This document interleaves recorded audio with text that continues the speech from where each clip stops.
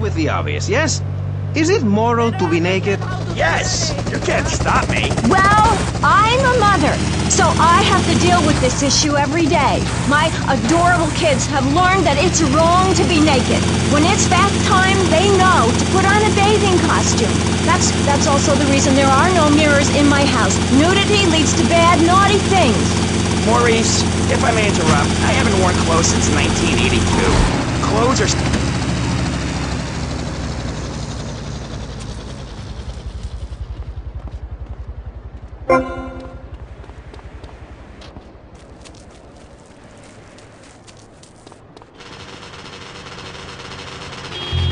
If you die at work, what if an enormous piece of machinery falls on you while you're working? Clothes lead to immorality. Nudity stops people from fighting. Have you seen an issue of National Geographic lately? People around the world are nude. You don't want to shoot a machine gun or a howitzer or a flamethrower if you're naked. It could burn or scald in quite a personal fashion, quite frankly. Have you been to the zoo? Animals are naked. If everyone were naked, there'd be no war. Everyone's complaining about crime and the theft of cars in the city. No one's ever stolen my car. No one's ever pickpocketed me. They've never even tried. That's because you're a degenerate loony. If the police were naked, it would set a great example to everyone. You can direct traffic and go, and it's entirely in the buff. Maurice, this kind of immoral behavior is exactly why I'm building the Pastor Richard Salvation statue. Noah had an ark, Texans had the Alamo, and I am building a highly fortified structure in my image. Simple. This 50-story statue will be able to deflect alpha, gamma, and beta radiation. The day is coming and coming soon where the artificial suns will rain down to punish the degenerates of this city. But you can save yourself. The Pastor Richard Salvation statue will be a complete...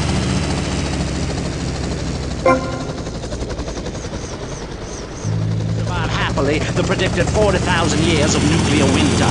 In Phase 2, and with funding from NASA, we will equip this massive statue with rockets. So when the poopy hits the proverbial fan, we will load up the statue with all of the people who have saved themselves through generous donations, blast into space, and colonize Saturn with a race of morally correct, affluent people ruled by me. Will there be naked people?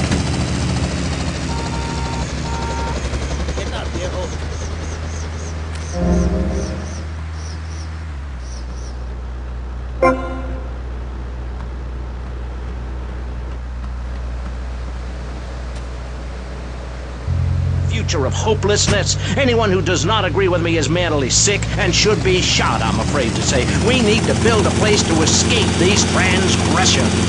Whew! That's extreme stuff, Pastor. But we'll leave amateur eugenics for a minute and ask our other panelists. Jan, you're a mom, so you know everything. What is your thought on all this? And do you think Pastor Richard stole his ideas from the movie or book? Well, yes, I am a mom. My kids are very special. So special, they go to special classes. Now, I teach my kids history to give them perspective. Last night I was telling them about how Magellan sailed around the Strait of Magellan and met some friendly natives that gave him supplies. Then he had to kill all of them. That's an important lesson about life. If you look at nature, you'll see many species that eat their children.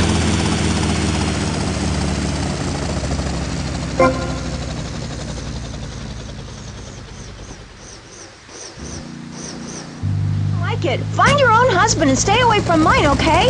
Okay, but, and excuse me if I sound a little confused here, but I don't think I understand. Now, my morality comes from looking at history and biology.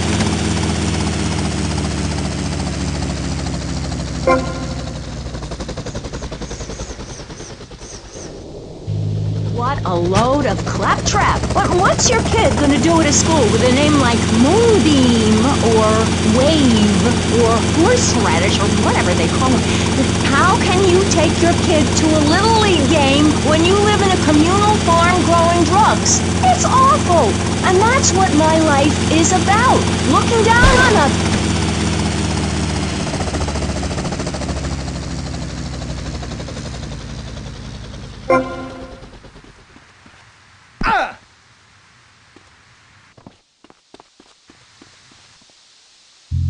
And not depend on others. If you read chapter 45 of my book, I talk about how being selfish is a virtue. The best thing you can do for someone that needs help is to tell them to help themselves. That builds moral character, morality, Maurice. There's not much left in this city. Every time a culture has taken... You're gonna get it in the face.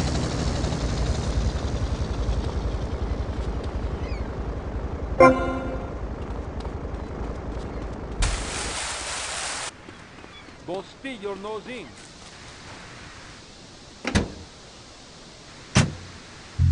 You'll understand, I may have been born in the sea, but I'm no dummy. Are we gonna talk about being naked? Yeah, soon, Barry. Keep your hair on and calm down, please, my friend. Divorce rates are up. Standardized test scores are down. Vampire sightings at the mall. Can the family be saved? Or, to put it another way, if we're meant to be monogamous, why weren't we born already married? Jan, over to you. Well, since I'm a happily married...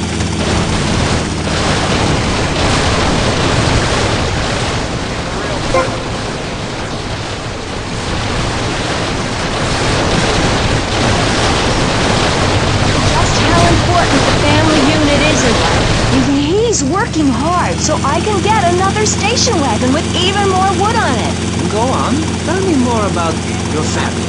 Well, I like to compare it to nature. After all, it is...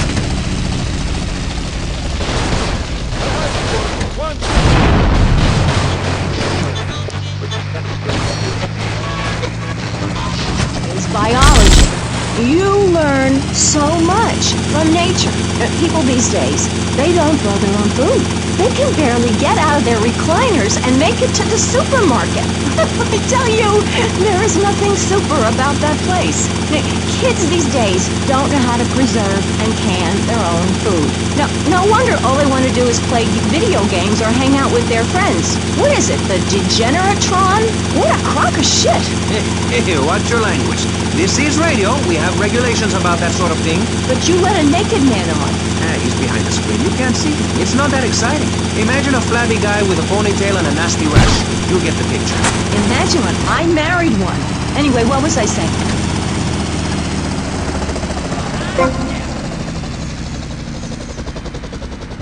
He's so mad. I mean, what I heard my son, Patrick III, I heard him using slang words in the house the other day. Rad and cool and stick it. I mean, I beat him to within an inch of his life, and he will never make that mistake again. Americans should be spoken properly. What? No, don't interrupt me. I've got children, you know. Please. This is really important. It's about the family. Look. Nobody knows how to cook anymore. Nobody knows how to kill anymore. Nobody knows how to kill dinner. My daddy was a very wise man before that tractor pull accident. My daddy taught me how to slaughter a pig. That's very useful information. Oh, sure, I was a little nervous at first, but he put me in a room with a fork and a fat sow and told me he'd be back in an hour for some fat back and hog jowls. As a mother, I'm proud to say I throttled the...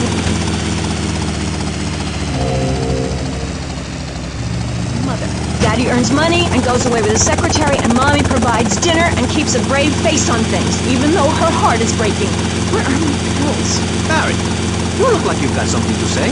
I agree. Statistics show that families that spend time together naked are the best kinds of families. You see, social class distinctions disappear when everyone is naked. I can't tell if you're rich or poor, black or white. It doesn't matter because we're all naked. Designer clothes? Try designer nudism. My body was made by the best designer around.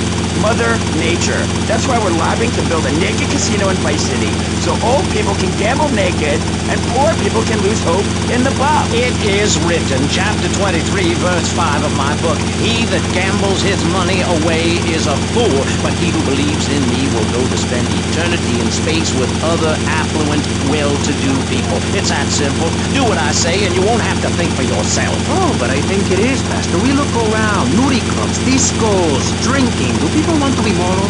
Can you legislate morality? Can we tell people how to live their lives? Absolutely.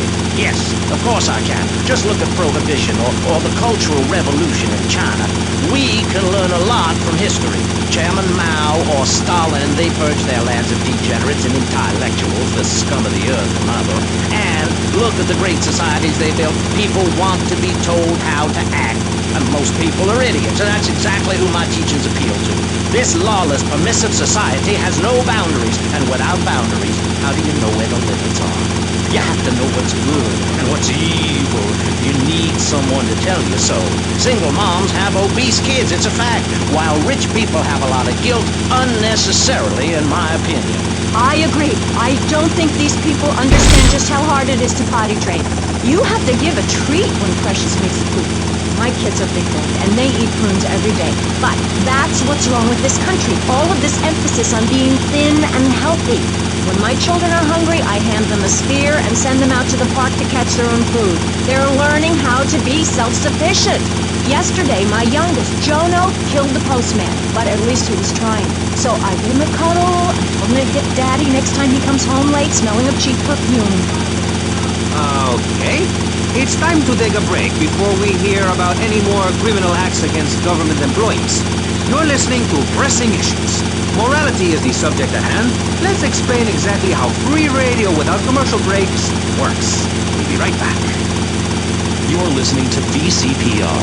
Finally, a radio station for teachers and librarians. You've been enjoying Pressing Issues, but as is normal, you can't listen to an hour's worth of programming on this station without us begging for money. It's the bi-daily begathon here on VCPR, where we hold your favorite shows hostage until you pony up some cash. You know what's so great about VCPR? It's like a shining torch of cultural enlightenment for Vice City.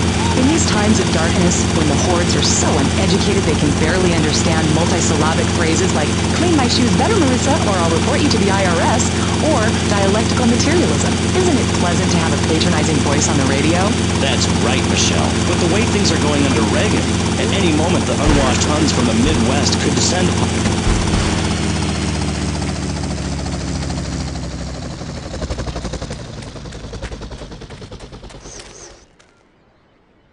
VCPR is your public radio station, but you have to open your wallets. That's right. If you pledge at the $1,000 level, you'll get tickets for In the Future There Will Be Robots at the Vice City Arts Center. People who see that show say it's difficult to put into English. That must mean it's spectacular. Yes, but if you don't give money to VCPR, we could be thrown back to the Stone Age. Liberals will be set on fire in the streets. Give now. Let's return to Pressing Issues. Over to you, Maurice, in the studio. Useless, talentless, excellent. You're correct. He is an asshole.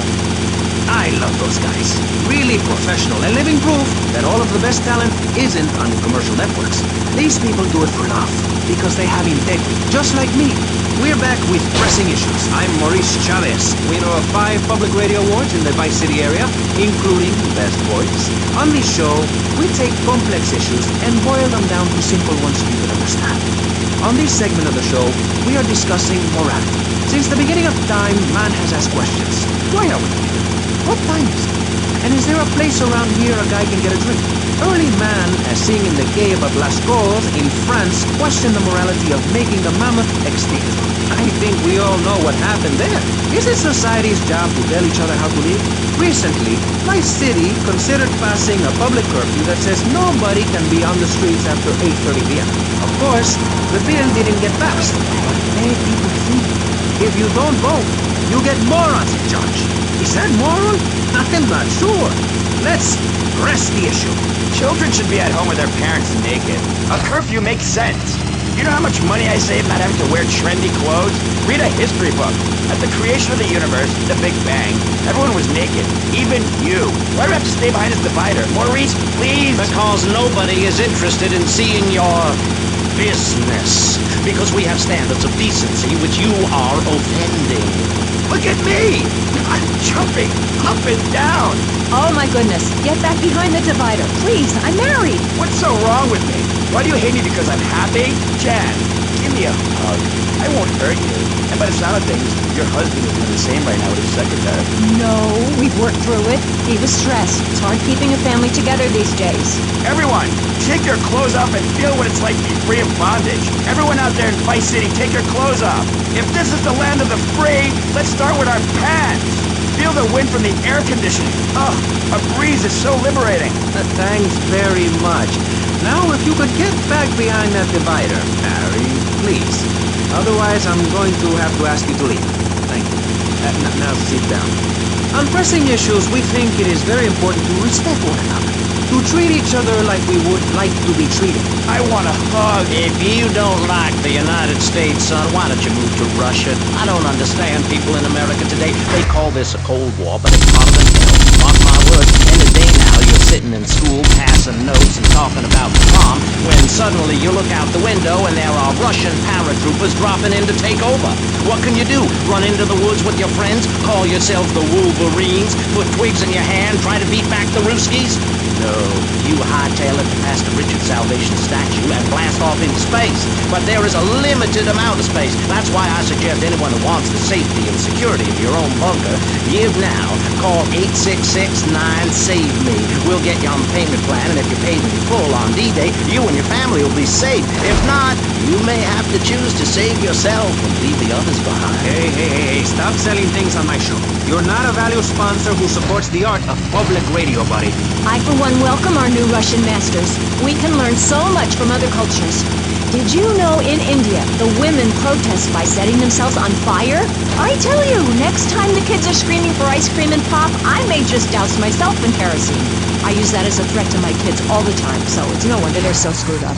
That's one of the tough things about being a mom, not ruining their lives with guilt. As a matter of fact, I don't let my kids watch cartoons or slasher flicks. Really? That Knife After Dark movie may be #1 in the box office, but my kids certainly ain't gonna see it. If you don't raise your kids right, they end up being like Newport.